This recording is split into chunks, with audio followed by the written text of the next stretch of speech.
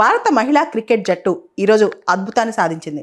అయితే తాజ్మహల్ నిర్మాణానికి రాళ్ళెత్తిన కూలీలెందరో.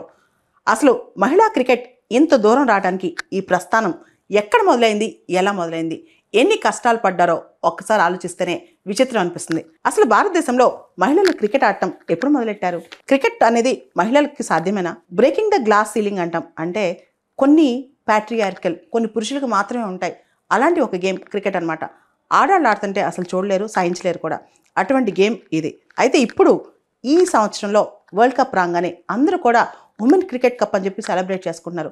సగం భారతం అని ఈరోజు హ్యాపీగా ఉందన్నమాట. దీని వెనకాల కథ ఏంటో ఒకసారి చూద్దాం.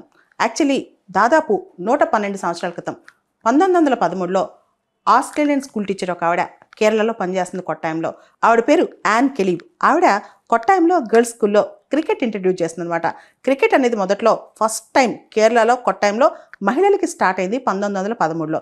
అయితే ఆవిడ ఊహించుండదు సరిగ్గా 100 సంవత్సరాల తర్వాత మహిళా ప్రపంచ క్రికెట్ కప్నే భారతదేశం గెలుస్తుందని. ఖచ్చితంగా యాన్ కెలీవ్ ఊహించే ఉంటారనమాట. కానీ ఆవిడ ఏదైతే ఆ బీజం నాటిందో అది ఇప్పుడు వటవృక్షం, మహావృక్షం అయిపోయింది. ఆ తర్వాత మనం చూస్తే కనుక మహిళా ప్రపంచ క్రికెట్ కప్ స్టార్ట్ అయిన తర్వాత భారతదేశానికి సంబంధించి women's cricket association of India start అయింది 1973లో. అది 2006 దాకా ఉందన్నమాట.